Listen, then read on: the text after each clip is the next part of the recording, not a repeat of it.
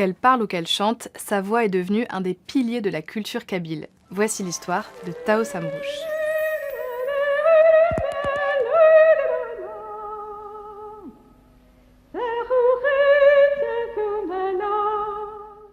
Tao Samrouche est née à Tunis en 1913. Elle passe une longue partie de sa vie entre la Tunisie et la France, mais ses origines sont algériennes. Ses parents sont kabyles et se convertissent au catholicisme, un choix incompris par une partie de la famille.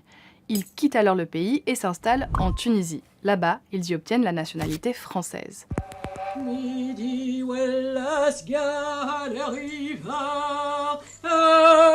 Tao Samrouche est chanteuse mais aussi écrivaine. Avec son roman Jacinthe Noire sorti en 1947, elle devient la première Algérienne à publier en français. Mais elle reste profondément attachée à ses origines kabyles algériennes. Toute sa vie, elle interprète le répertoire traditionnel kabyle.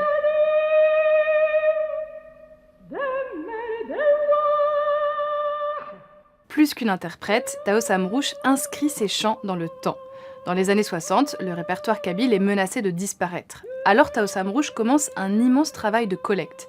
Son métier devient une mission. Toute sa vie, elle fait vivre ses musiques monodiques sur scène et elle les enregistre. Et en réalité, ce que je voulais, c'était surtout que le peuple auquel j'appartiens redécouvre ses sources et connaisse sa propre richesse. Et la question était, si vous voulez, de prendre conscience de l'existence de ces trésors et ensuite de les extraire, comme on extrait un minerai infiniment précieux. Ce répertoire traditionnel lui a été transmis par sa mère qui elle-même l'avait reçu de la sienne. Ces musiques ne sont pas juste des mélodies, ce sont surtout des poèmes d'une grande beauté. Tout l'art consistait à ajuster, à faire concorder un poème avec une forme de mélodie, de monodie, nous dirons, puisque c'était pratiquement pas accompagné.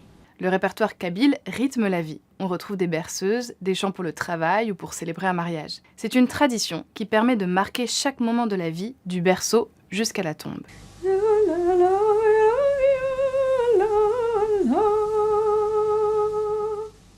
Le mot musique ne représente certainement pas ce qu'il représente pour vous. Alors qu'est-ce qu'il représente ? Nous transposons immédiatement et nous pensons à nos chants traditionnels.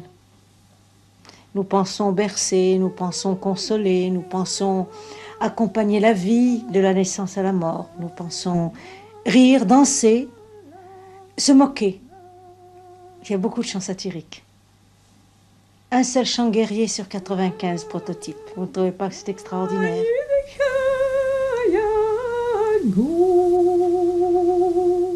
Pendant ses concerts, Tao Samrouche prend toujours le temps de mettre en contexte, d'expliquer et de décrire ce qu'elle chante. Elle permet de faire entendre la poésie kabyle au plus grand nombre et surtout auprès d'un public francophone. C'est une aubade sacrée, c'est une aubade de noces.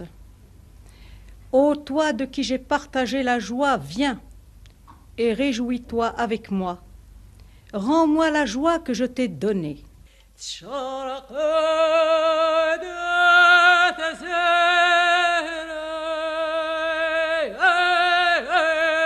Tao Samrouche chante partout ses musiques, sauf dans le pays d'où viennent ses trésors. Elle ne sera jamais invitée en Algérie, à l'exception d'une fois, en 1969, invitée par un groupe étudiant du Cercle de culture berbère. Mais elle considère avoir accompli sa mission tant que les générations futures chantent ses musiques. Grâce à son travail et à son approche, le répertoire kabyle est devenu universel.